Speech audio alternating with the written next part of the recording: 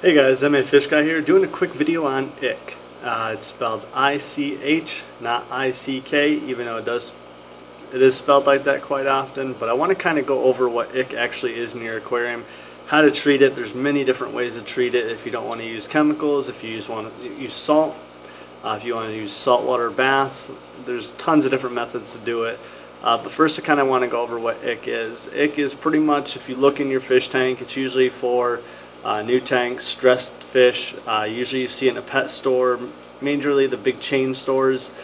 But pretty much what it looks like is if your fish is sprinkled with salt or little white cysts on them that definitely look like grains of salt. If you do see that in a fish you're about to buy, do not buy it. It's a warning.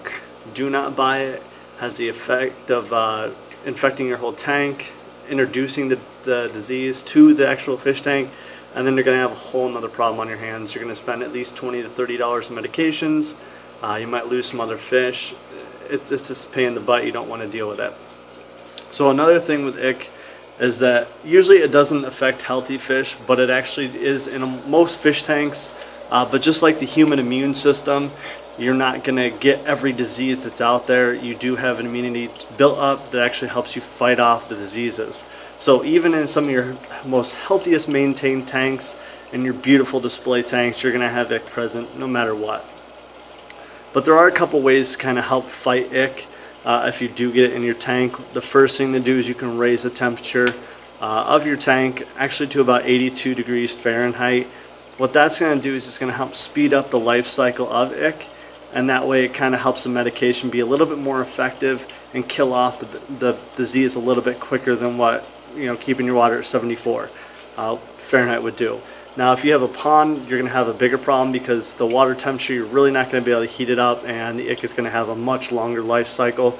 Usually in a normal aquarium, if you raise the temperature about 80 degrees, you can actually kill the ick usually within 7 days of full treatment, and that way you don't have to deal with it.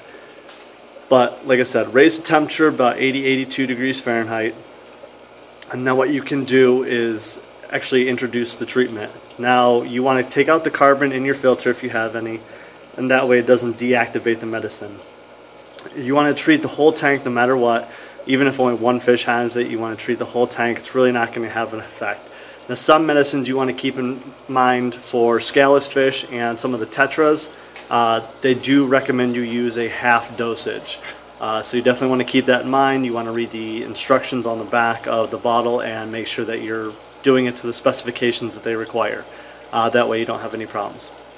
Another way to do it is, and this works both ways for freshwater and saltwater. This video is mainly just for the freshwater ick, but you can do this for saltwater. For freshwater, if you only have one fish, or they're in the quarantine tank and you kind of want to get rid of the ick maybe before you introduce it into the quarantine tank, you can actually do a saltwater bath. You can do quite a high concentration of salt for about 5 to 10 minutes, let the fish sit in it, and the saltwater will actually kill off the freshwater ick, and vice versa for a saltwater.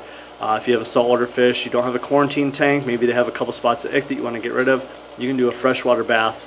Just watch for labored breathing and everything like that, and that way you can take them out before too much damage is done. But a little saltwater and freshwater fish is not going to hurt them. The same thing with the saltwater. So that's another way you can do it. Another way you can do it is, I like to use copper safe, but if you have any invertebrates, like your crabs, snails, anything like that, it's actually going to kill them off completely, real quick. So even if you have a snail problem, just use copper safe and that'll kill them off usually. So you can use a copper safe, it's real effective, but you want to make sure if you are going to add any invertebrates, there's been a while since the last treatment and you've done some major water changes, that way you don't have any problems with the copper safe still being in the water. But another effective way is if you just take the tank, you can do a 50% water change, that way you can kind of get some of them in their life stage that actually breaks out of that protective shell, the ick that is, and it falls down to the gravel and adheres to anything it really can to, and that's when it starts breeding and attaching to the fish again after that process. So what you can do is do a 50 to 75% water change. Even a little stress from water change is going to be better than what the ick's going to do to them. So the less ick in the tank, the more effective that medicine is going to be. So I like to do a 50% water change. Make sure to gravel vac the gravel real well and get a lot of that ick out that you possibly can. Another thing that you want to keep in mind is even if you look into your fish tank after about 2 or 3 days and your fish are crystal clear, don't take that as they're cured. Keep treating for the recommended dosage and the time length on the back of your medicine bottle to make sure that you actually get rid of all the ick before you stop doing it and then you have an ick episode again. Because just like any kind of disease, these guys can build up some kind of an immunity, and maybe the medicine won't affect them as much next time. So you want to keep that in mind as well. Another thing that I forgot to do, but I did kind of touch on with the saltwater bath, is you can actually add aquarium salt to the water. That way it's not going to hurt any of the fish. It's usually recommended, I think it's a tablespoon for every 5 or 10 gallons. So just go with the recommended dosage on that, and that can actually help prevent ick too as well. And another thing to keep in mind is when you raise that temperature, do it slowly. Do not do it too quick.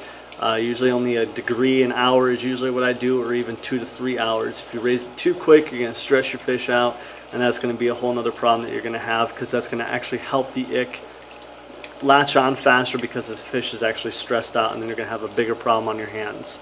One thing with ick is it usually doesn't kill fish. Like I said, usually.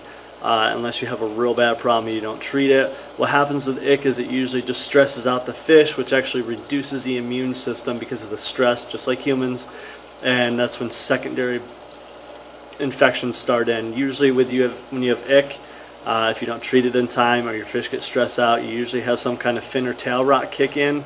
It's usually what everybody has kick in. I know it's with my tanks, for some reason, are not treated. Or their treatment hasn't kicked in fast enough, I usually start getting a case of fin and tail rot, and you can treat that with medicine as well. I'll be going over that in the next video on how to treat it and what to look for.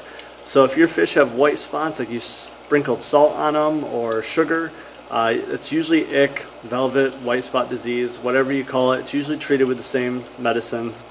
But what you want to do is start with the water temperature, raise it up to about 80, 82 Fahrenheit.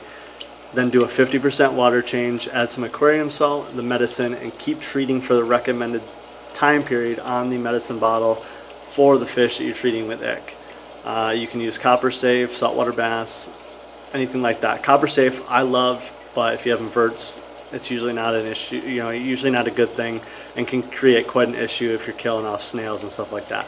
So if you have any questions, comments, concerns, or any ways that you get rid of ick that I may not have covered, post it down below in the comments, and check out my website, mafishguide.com, for all of your aquarium needs. Thanks.